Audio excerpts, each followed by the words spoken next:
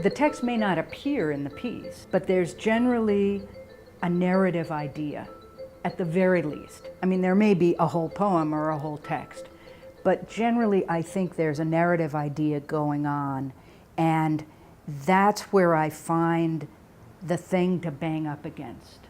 And in that way, I sometimes think I'm not like a real composer. Like a real composer is like really interested in musical techniques, like, you know, how you put notes together and how you put rhythms together.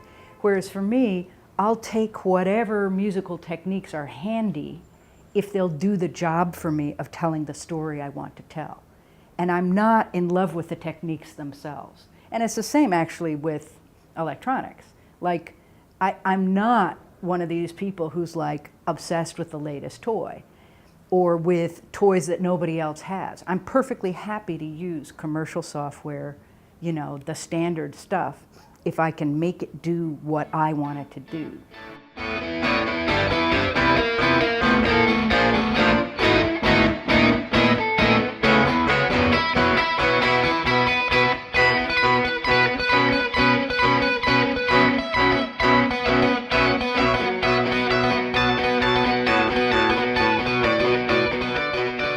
I would claim that when you, as the composer, put your heart in something, your heart is there, and that's going to be experienced by the listener.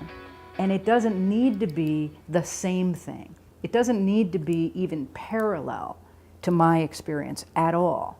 I mean, I think that that's the point about what's so great about music without text, right? Is that you feel all these complicated emotions and you are responding to the things that the composer put in the music. But it doesn't have to be a one-to-one relationship at all. And we all hear different things, and when we come back to pieces we know well, we hear them differently. And that's what's so cool about abstract music. And I guess I'm coming back to the idea that I think that what makes me an artist isn't that I'm out there banging out the notes. It's that I'm taking stuff in, I'm feeling stuff, and I'm translating that so that you can feel it.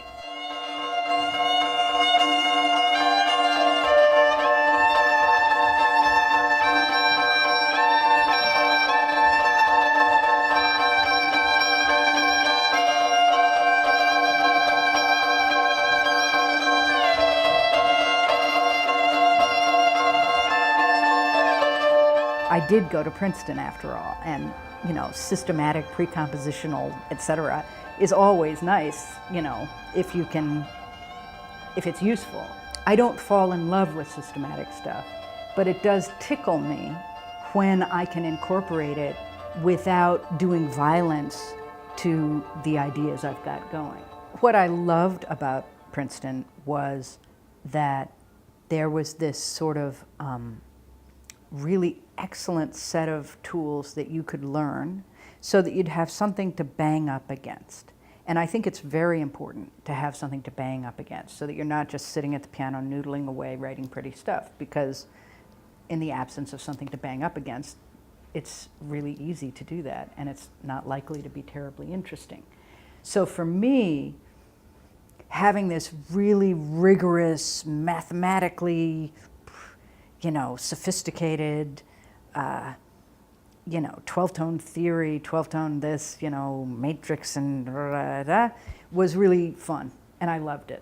And it was a wonderful, wonderful training. And it's the same as 16th century counterpoint or writing fugues or whatever. Any of those things are really, really great, in my opinion, to bang up against. Because then you learn, then you have techniques, and then you have skill, because you fought with something that doesn't make your life easy. And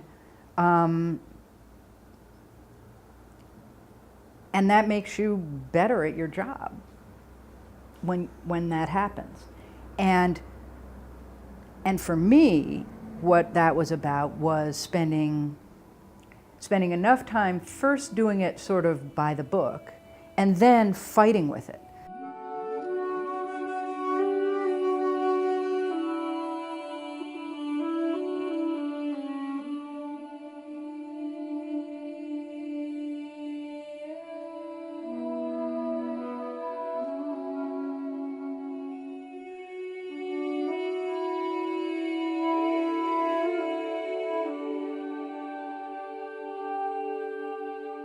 I mean, part of the reason that the genre distinctions have broken down, in my opinion, is because there's no such thing as commercial music anymore.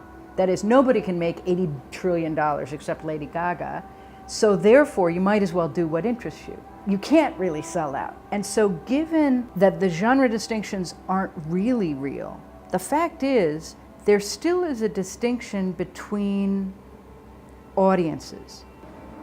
While we don't have genre distinctions, we do have still, I think, different communities. And in fact, those communities are more dispersed than ever in a funny way. I mean, the internet has not brought us together, you know, and that's true in political terms. And I think it's true in cultural terms as well.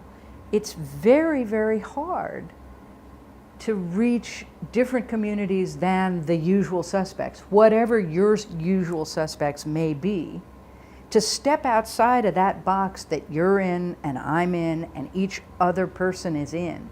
We're all in our own little echoing box. And to really make an effort to get into a different echoing box takes a huge amount of effort and goodwill and trial and error to make that happen.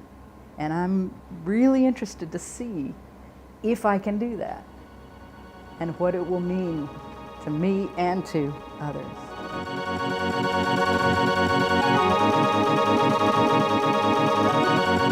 Do not be concerned.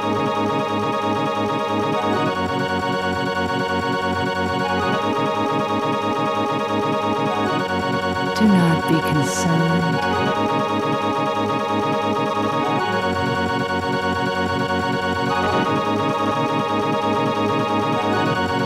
Do not be concerned. From morning until evening,